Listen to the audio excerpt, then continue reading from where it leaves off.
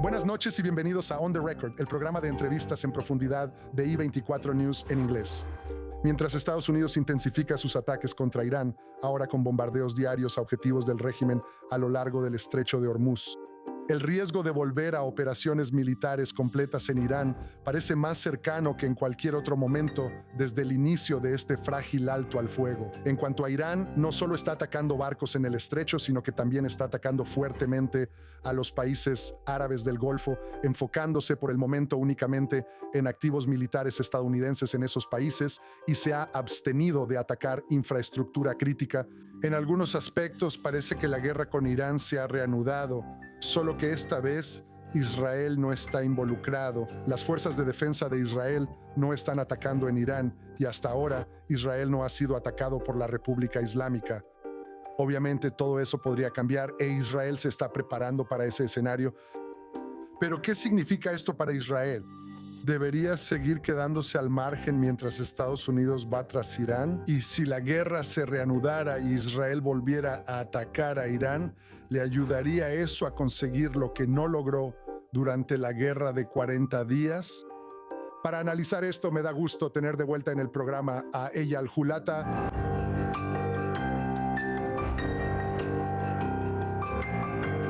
Hulata fue jefe del Consejo de Seguridad Nacional de Israel de 2021 a 2023. Sirvió en el Mossad durante unos 23 años, incluyendo cargos de alto nivel, y fue galardonado con el Premio de Defensa de Israel por acciones no especificadas. Hulata también es investigador senior de la Fundación para la Defensa de las Democracias. Eyal Hulata, gracias de nuevo por acompañarnos aquí en On the Record. Me alegra estar aquí de nuevo. Han recorrido un gran camino desde que estuve aquí hace 6-7 meses, ¿verdad? Sí, pero obviamente estábamos esperando con ansias que por fin volvieras y aquí estás, así que gracias por venir. Ahora, como mencioné en mi introducción, con Estados Unidos llevando a cabo ataques diarios contra Irán y realmente aumentando el ritmo, ¿debería Israel involucrarse también y lograr, ya sabes, lo que espera poder lograr en Irán? Bueno, definitivamente necesitamos hablar sobre cuáles serían los posibles objetivos de Israel si llegara a involucrarse, pero creo que la decisión de si Israel se une o no está en manos de Israel. En este momento no es una decisión que se tome en Jerusalén. Primero y ante todo, debe ser evaluado en Washington. Y creo que el presidente Trump ha dejado claro que no quiere la participación de Israel por una serie de razones. Creo que principalmente para poder controlar la escalada y la intensidad de este conflicto. Una vez que Israel se una, habrá demasiadas variables que él no controla. Y tengo que decirlo con cierta frustración. No creo que exista el nivel de confianza que yo esperaba que hubiera entre los líderes de Estados Unidos e Israel, porque Israel podría haber jugado un papel importante en esto, siempre y cuando haya un entendimiento de cómo debería ser el plan de acción. Pero esta es la postura de Washington. Hay otro actor que creo claramente no quiere que Israel esté involucrado y esos son los iraníes. Y los iraníes querían que Israel estuviera involucrado. Todo lo que necesitaban hacer era enviar un misil hacia nosotros, lo cual hicieron antes de las 17 horas. Campaña. Fue corta pero muy intensa, como hace 5 semanas. Fue a principios de junio. Creo que los iraníes saben que si Israel se une, la intensidad será mayor y la capacidad de maniobrar estaría muy limitada. Entonces, si Washington no quiere que Israel se involucre y Teherán tampoco quiere que Israel se involucre, por supuesto importa lo que quiera Israel, pero no tanto, ¿verdad?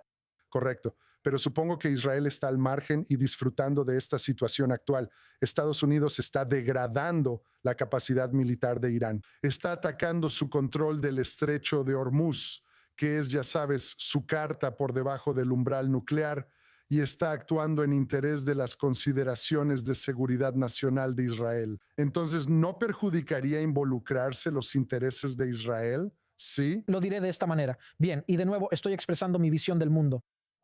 Puede que no sea exactamente la forma en que el primer ministro Netanyahu vería la oportunidad en este momento. Lo primero es que desde una perspectiva israelí debe haber una comprensión muy clara de las prioridades de la amenaza que proviene de Irán. Y en este momento, como fue antes de esta guerra y antes de la guerra de 12 días en junio del año pasado, es el programa nuclear iraní. Lo más importante con lo que tenemos que lidiar es cómo no solo contener la situación tal como está en este momento, sino resolver, es decir, eliminar el camino de la República Islámica de Irán hacia un arma nuclear. Esto debe ser la primera prioridad. Ahora debe haber una interrogante sobre si la participación de Israel o incluso ataques aéreos militares estadounidenses sin operaciones terrestres. Podemos hacer algo significativamente mejor para frenar el programa nuclear iraní de lo que hicimos en junio del 25. En la guerra de 12 días o los elementos adicionales que sacamos de la ecuación durante la guerra de 40 días en marzo y abril, y creo que no necesariamente. Y si este es el caso, entonces creo que desde una perspectiva israelí, en lo que debemos enfocarnos es en cómo preparamos una opción así, una opción militar, si llega el momento en que Irán decide apresurarse a conseguir una bomba y avanzar, porque no llegaron a un acuerdo con los estadounidenses o porque, no sé, los verdaderos radicales decidieron que quieren su disuasión y lo harán a toda costa. Entonces, ¿qué hace Israel? Para esto es para lo que Israel debe prepararse. Para esto es para lo que el ejército debe prepararse. Para esto es para lo que el Mossad debe prepararse. Y en esto es en lo que quisiera que el liderazgo y el gobierno de Israel se enfoquen. Otra ronda de ataques podría crear algún tipo de valor, pero ya estamos en la ley de rendimientos decrecientes. Sí, eso me lleva directamente a mi siguiente pregunta. La última vez que estuviste aquí fue después de la guerra de 12 días en junio pasado. Y dijiste que Israel necesitaba usar el éxito de esa campaña para coordinar una campaña de presión con los estadounidenses para debilitar al régimen. Claramente, eso no sucedió realmente. Y lo que vimos simplemente fue una reanudación de la guerra. Entonces, ¿esto significa que Israel tiene una estrategia contra Irán o simplemente está en una lógica de contención periódica? Así que pongamos las cosas en contexto, ¿de acuerdo? Nuestra última entrevista creo fue en diciembre. Sí, Eso fue antes de las protestas en las calles de Teherán y otras ciudades en enero, que resultaron en una masacre extrema de decenas de miles de iraníes por parte de su propio gobierno. Y luego llegó el presidente Trump con la promesa de acudir en su ayuda. Y las cosas se dieron como ya sabemos. Hubo un intento de derrocar al régimen. No salió como queríamos. Por supuesto, el líder supremo ya no está e Irán es diferente. ¿Es ahora un mejor socio para una negociación? ¿No en este momento es menos hostil hacia Israel y Occidente? Probablemente no, pero eso no significa que no sea más débil. De hecho, sí es más débil. Así que si regreso a las cosas que dije en diciembre, pienso que si todavía estamos enfocados en cómo crear mejores condiciones para que un líder iraní ceda lo que queda de su programa nuclear, entonces, salvo una acción militar que es limitada. Como mencioné antes, lo siguiente mejor es poner a Irán en una posición donde tenga que ceder, donde tenga que beber de nuevo del cáliz envenenado, como lo hicieron al final de la guerra entre Irán e Irak y como lo hicieron cuando comenzaron el diálogo con los estadounidenses en 2013. Para lograr esto debe haber una campaña coordinada. Creo que los principios de los que hablé en diciembre siguen siendo válidos.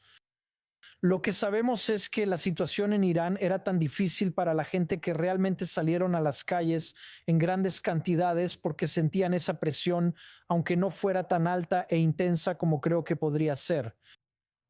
La presión económica de la campaña estadounidense, que vino con enorme intensidad, creo que está logrando mucho. El bloqueo del estrecho de Hormuz fue significativo. Por supuesto, ahora hay este toma y daca, porque el presidente Trump quiere abrir el estrecho de Hormuz. Así que no hay otra crisis global, pero hay otros medios de presión, presión económica, que pondrían a este régimen o lo que queda de él en serios aprietos, de una manera que potencialmente tendrán que ceder. Y yo querría que eso se implementara porque creo que eso maximizaría la presión que los estadounidenses e Israel han acumulado sobre Irán. Mientras todos hablamos, Irán está tratando de hacer que todos hablemos de que está ganando esta guerra, de que está haciendo retroceder a los estadounidenses y de que está haciendo que los estadounidenses cedan en el estrecho de Hormuz. Creo que la situación es mucho más compleja que eso. Creo que Irán es mucho más débil. Creo que el régimen no controla el país. Creo que es probable que la gente vuelva a salir a las calles si siente que no hay otra manera. Y creo que la probabilidad de que esto ocurra en los próximos meses o en el próximo año es significativa. Tenemos que prepararnos para eso. Entonces, hablando de prepararnos para esto, cuando eras asesor de seguridad nacional del primer ministro Bennett, el ex primer ministro, de hecho, hace apenas un par de semanas, reveló un plan para derrocar el régimen o debilitar el régimen iraní. Ahora, este es un diagrama que más o menos muestra ese plan. Está muy censurado, excepto por las palabras el plan para debilitar a Irán y la palabra ciber. Ahora, dadas las comprensibles limitaciones de seguridad, como vemos en la pantalla en este momento, ¿qué más puedes compartir sobre este plan? ¿Y sabes por qué no fue implementado por este gobierno actual? ¿Estaban al tanto de este plan que elaboraste? Tengo que decir que esto me trae buenos recuerdos. Recuerdo al primer ministro Bennett en ese momento, al primer ministro Bennett, dibujando esto durante nuestras conversaciones sobre lo que significa debilitar a Irán. Las cosas que acabo de decir no son nuevas. Creo que esta ha sido la estrategia correcta sobre Irán durante años. Irán no negociará de buena fe. La única manera de obtener concesiones de Irán es debilitarlos hasta el punto en que tengan que elegir entre una rendición total o perder el poder. Y esto solo se puede lograr mediante una inmensa presión de varios tipos. Sabes, no voy a desclasificar lo que claramente está clasificado, pero las diferentes ramas de esto o nuestro intento de formular cuáles son las diversas formas en que podemos ejercer presión sobre el régimen, eso resultaría en el debilitamiento de su capacidad para gobernar, su capacidad para defenderse, su capacidad para atacar, que creo que es aún más crucial e importante. Y al final ponerlos en una posición donde tengan una posición mucho más débil en una negociación con los estadounidenses. Cuando estábamos planeando esto fue durante la administración de Biden, ¿verdad? El presidente Biden estaba hablando de un nuevo acuerdo. Lo llamó más largo y más fuerte. Nuestro argumento era, bueno, si quieres un acuerdo más largo y más fuerte, entonces necesitas debilitar al régimen porque no te lo van a dar solo porque se los pidas amablemente. Y si regresas al JCPOA, no hay manera de que consigas otro acuerdo negociado porque los iraníes solo cederán una vez. Así que esa era la idea. Ahora, ¿por qué no se implementó esto? ¿Sabes? No voy a ponerle una fecha a esto. Pero nosotros, el gobierno anterior y yo como asesor de seguridad nacional, comenzamos a coordinar este plan. Yo mismo estaba haciendo esto de manera muy estrecha y rigurosa con todo el aparato de defensa israelí, coordinando a todas las partes interesadas con sus diferentes capacidades. Y luego el gobierno cayó, desafortunadamente, y hubo una elección anticipada el 1 de noviembre del 22. Pero se le informó al primer ministro Netanyahu sobre este plan. Bueno, Benjamín Netanyahu fue informado de todo. Yo personalmente tuve la oportunidad de, ¿cómo se dice? Cafifa en inglés. Hay palabras. Sí, transición. Pude transmitir allí todo el razonamiento, toda la planificación y toda la coordinación. Escuché que él dice que nunca vio este dibujo. Bueno, esto es cierto porque este dibujo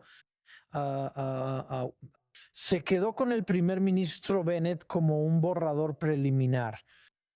Pero el plan y la metodología y todo el pensamiento de cómo hacer esto, incluyendo el aumento de fuerzas que se realizó en las semanas previas al cambio de gobierno, que estoy muy contento de que pudimos hacer todas estas cosas allá. Yo, sabes, para ser justo y honesto, desafortunadamente, creo que entre enero del 23 y el 7 de octubre, el enfoque del gobierno israelí estaba en otras cosas de las que no necesariamente tenemos que hablar hoy. Ojalá su enfoque hubiera sido, como lo fue durante nuestro gobierno, en las amenazas externas. Tal vez las cosas habrían sucedido de manera diferente, pero nunca lo sabremos. En cualquier caso, sí, esto no solo trae buenos recuerdos, sino también una sensación de lo que pasa cuando pierdes el tiempo. ¿Qué pasa cuando no actúas lo suficientemente rápido sobre lo que hay que hacer? Al final, Israel estaba preparado. Y en junio del 25 me dio mucho gusto ver al primer ministro Netanyahu tomar esas decisiones y que la Fuerza Aérea, la inteligencia y el Mossad actuaran como lo hicieron. Eso fue profundamente notable. Creo que también hablé de esto el periodo pasado. El mérito es para quienes lo merecen. Es decir, la decisión del primer ministro Netanyahu y el aparato. Pero el problema de Irán no comenzó con Netanyahu y probablemente no terminará con Netanyahu. La cosa es que el problema de Irán no es el único problema. Si lo vemos de manera más amplia, sabes, la amenaza iraní sigue ahí. El régimen está envalentonado, radicalizado, como tú mismo lo describiste. Pero no es la única amenaza. Las fuerzas israelíes siguen en Líbano, siguen en Siria, siguen en Gaza con algunos de estos frentes sufriendo ataques diarios. Entonces esto es la nueva normalidad. ¿La realidad de una guerra interminable es inevitable? No, no creo que sea inevitable. Creo que hay muchas cosas que no deberíamos normalizar. Y definitivamente una de las cosas que no deberíamos normalizar es que Israel esté en una guerra interminable. Ningún país debería estar en una guerra interminable, especialmente un país del tamaño de Israel, con las aspiraciones de Israel de ser una sociedad y una economía prósperas, exitosas y florecientes. Esto no se puede lograr con guerras interminables. David Ben-Gurión entendió esto en 1947 cuando preparó a las fuerzas de defensa de Israel para la guerra de independencia. Es cierto, Israel es mucho más grande y mucho más fuerte, pero eso no significa que podamos sobrevivir 1000 días de guerra. Esta guerra ya es la más larga que hemos peleado. Y no se ve un final con todos estos frentes. Bueno, mencionaste Líbano. Estoy muy contento de reconocer y apoyar el acuerdo que el primer ministro Netanyahu ha enviado al embajador Leiter a negociar con el gobierno libanés. Creo que esto es muy importante. Creo que cuando hablamos de terminar guerras con acuerdos negociados que aprovechan los logros estratégicos y crean condiciones para éxitos a largo plazo, de esto es de lo que hablamos. Definitivamente me gustaría ver un Líbano más fuerte. He estado pensando esto durante años, ¿verdad? Yo negocié el acuerdo marítimo en 2022. Creo que es importante que el gobierno libanés tenga el poder para hacerle frente a Hezbollah. No deberíamos simplemente creer que pueden hacerlo, ¿verdad? Necesitamos confiar, pero verificar, como dirían los estadounidenses. En este caso significa que no podemos simplemente retirarnos de nuestros bastiones en Líbano, pero definitivamente debemos darles la oportunidad de demostrar que pueden hacerlo mejor. Y con el tiempo, espero replegarnos más cerca de la frontera de Israel y enfocarnos en lo que realmente necesitamos hacer y no reabrir otra zona de seguridad o franja de seguridad como lo hicimos en los años 80. Eso se extendería por mucho tiempo. Pero, por ejemplo, en Siria, según los informes, el presidente Trump le dijo a Netanyahu que es hora de retirarse de Siria. ¿Cree usted que ahora, en términos de seguridad, Israel ha alcanzado el máximo de lo que puede lograr para cambiar la realidad de seguridad a lo largo de la frontera con Siria? ¿Y que es momento de que Israel se retire y que puede confiar en el gobierno de Ashara para proteger esa frontera de su lado? Probablemente nada de eso. Sin embargo, Israel no ha estado combatiendo en Siria desde hace muchos meses. Creo que ha pasado quizá un año desde que hubo un enfrentamiento directo entre las fuerzas de defensa de Israel y Siria. Y aún así, seguimos ahí en la zona de amortiguamiento. Ahora, ¿cuál es el propósito de la presencia de Israel en la zona de amortiguamiento? Si la intención de Israel es quedarse en esa zona de amortiguamiento para siempre, ¿verdad? Para reestructurar la forma en que manejamos nuestra seguridad nacional, entonces será mejor que lo consultemos con los estadounidenses. Porque Israel no puede tomar territorio de países vecinos solo porque decide hacerlo. Bueno, parece que Trump no quiere que Israel haga eso. Bueno, creo que eso no debería sorprender a nadie. Creo que el presidente Trump lo dijo desde el primer día, que quería un acuerdo negociado con cada uno de ellos. También quiere esto con Gaza. Por eso creó una junta de paz. En su mente, el plan de 20 puntos eventualmente, cuando las condiciones sean las adecuadas, podemos pensar que esto nunca sucederá. Pero según el plan, si se cumplen las condiciones, se espera que Israel también se retire de la línea amarilla en Gaza. En Líbano y Gaza está claro, en Siria no está claro qué tiene que pasar. De hecho, porque en Gaza, el desarme de Hamas llevará al retiro. Sí. En Líbano, el desarme de Hezbollah llevará al retiro. En Siria no existe ese tipo de paso claro que deba ocurrir para que Israel se retire. Parece que depende más de Israel. Bueno, en realidad debería haber sido más fácil en Siria porque no hay un enemigo real al otro lado de la frontera. No es como Hezbollah en Líbano o Hamas en Gaza. E Israel estaba interactuando con el gobierno sirio cuando el ministro Dermer aún era ministro y hacía este trabajo. Él se reunió con ministros sirios prominentes, ¿verdad? No sé si esto alguna vez se hizo público. Creo que sí, pero en cualquier caso hubo una interacción muy clara con los sirios con el propósito de llegar a un acuerdo negociado para crear arreglos de seguridad en el sur de Siria, de una manera que protegiera los intereses de Israel, protegiera a la comunidad drusa y permitiera que Israel se retirara y continuara con este proceso. Ahora, esto no sucedió. Si esto no sucedió, porque los sirios no son confiables en absoluto, entonces, ¿por qué el presidente Trump sigue diciendo que deberíamos hacer esto? No hemos podido convencer al aparato de inteligencia estadounidense y al nivel político de que esto no es un acuerdo serio. Creo que esta no es la razón. Creo que la razón fue que pudimos haberlo hecho. Sí tenía algún riesgo asociado, pero creo que era muy poco, porque en Siria el riesgo de actuar es mucho menor que en cualquier otro lugar. Pudimos haber logrado un acuerdo que haría que Siria se comprometiera a cosas que luego podríamos verificar si hacerlas o no. y definitivamente retirarse quizá de algunas de esas posiciones.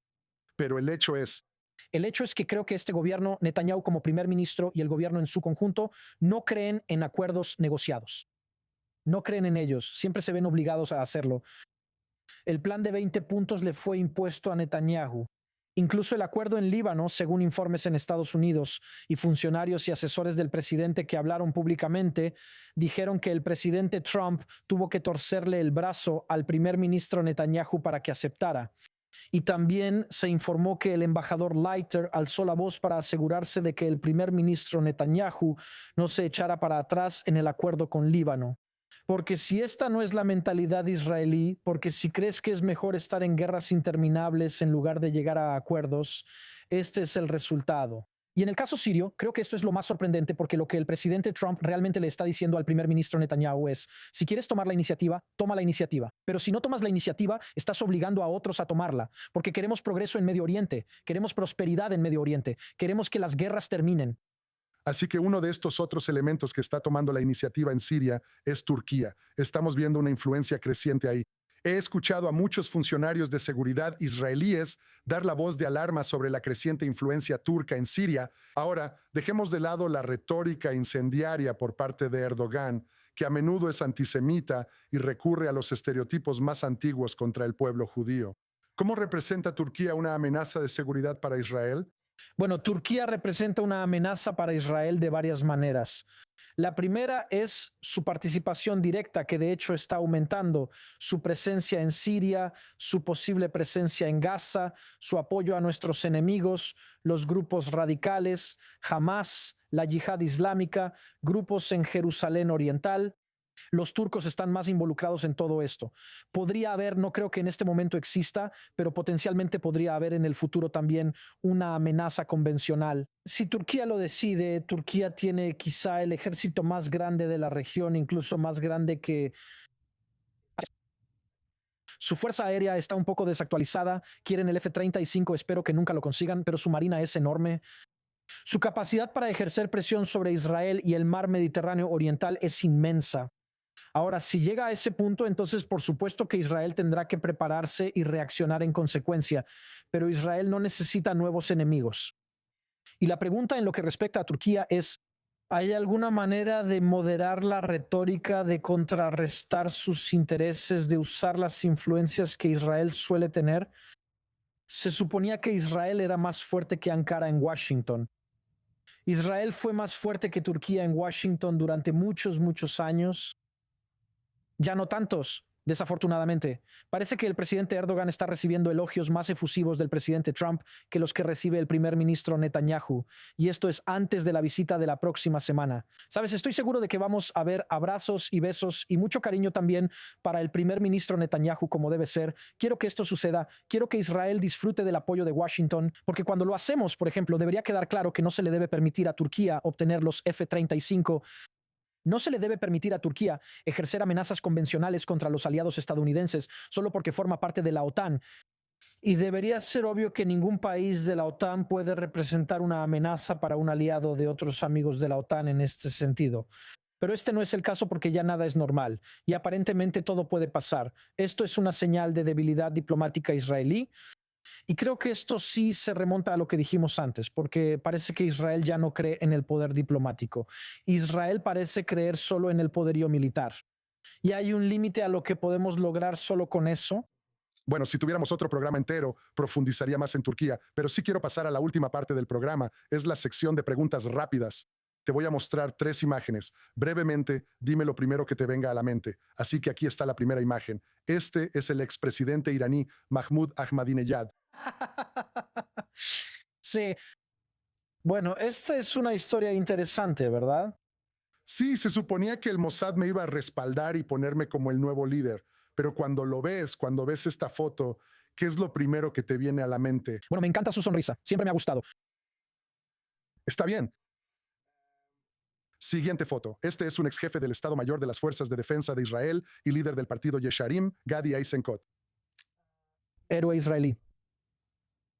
Muy bien. Y nuestra última foto de esta noche, este es el presidente de Estados Unidos, Trump, con el emir de Qatar, Jeque Tamim bin Hamad Al Thani. Frustración. ese apretón de manos debería ser con un primer ministro israelí hablando de pragmatismo y prosperidad, no con el líder de Qatar en ese G7.